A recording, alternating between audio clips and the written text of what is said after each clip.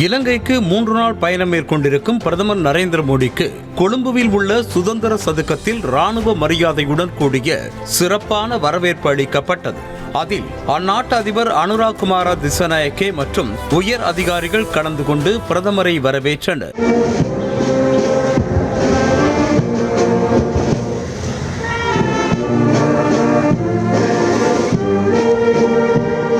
அனுரகுமார திசநாயக்கே அதிபரான பின்னர் இலங்கைக்கு முதல் முறையாக சென்ற பிரதமர் மோடிக்கு இந்த மரியாதை வழங்கப்பட்டது. எந்த ஒரு வெளிநாட்டு தலைவருக்கும் இதுவரை வழங்கப்படாத மாபெரும் அணிவகுப்பு மரியாதை முதல் முறையாக இந்திய பிரதமருக்கு வழங்கப்பட்டிருக்கிறது.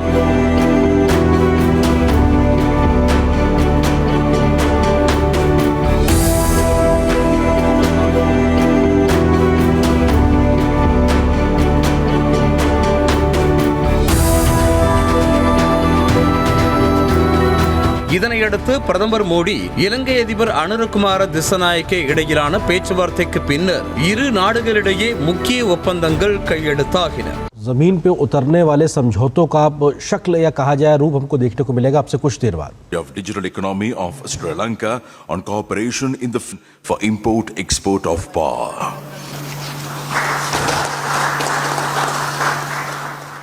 எரிசக்தி, பாதுகாப்பு, வர்த்தகம், சுகாதாரம், மருத்துவம், டிஜிட்டல், உள்கட்டமைப்பு உள்ளிட்ட முக்கிய ஒப்பந்தங்கள் கையெழுத்தாகியுள்ளன. இரு நாட்டின் வணிக உறவுகளை மேம்படுத்தும் நோக்கில் இந்த புரிந்துணர்வு ஒப்பந்தங்கள் மேற்கொள்ளப்பட்டுள்ளன.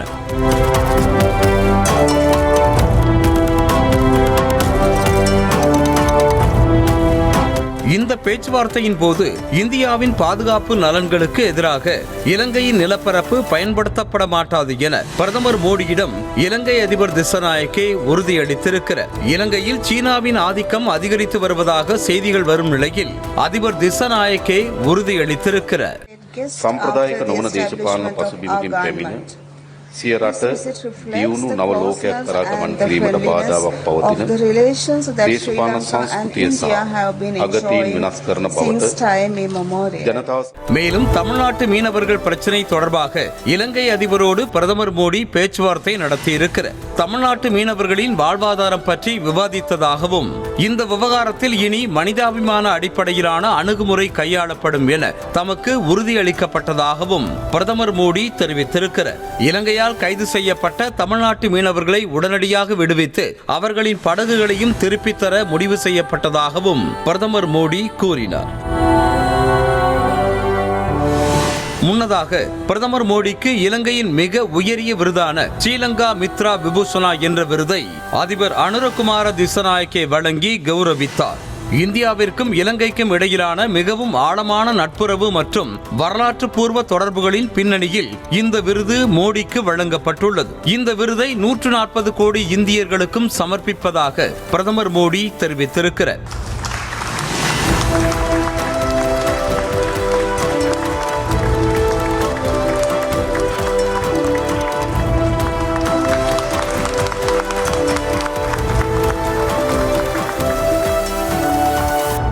இந்த பயணத்தின் போது இலங்கையின் வடக்கு மற்றும் கிழக்கு பகுதிகளைச் சேர்ந்த தமிழின தலைவர்களை சந்தித்து பிரதமர் மோடி பேசினார். அப்போது இலங்கை தமிழர்களின் நலன்களை இந்தியா பாதுகாக்கும் என அவர்களிடம் பிரதமர் மோடி உறுதியளித்திருக்கிறார். மேலும் இலங்கை வாழ் தமிழர்களுக்கு 10,000 வீடுகள் கட்டித்தரப்படும் எனவும் பிரதமர் மோடி அறிவித்திருக்கிறார்.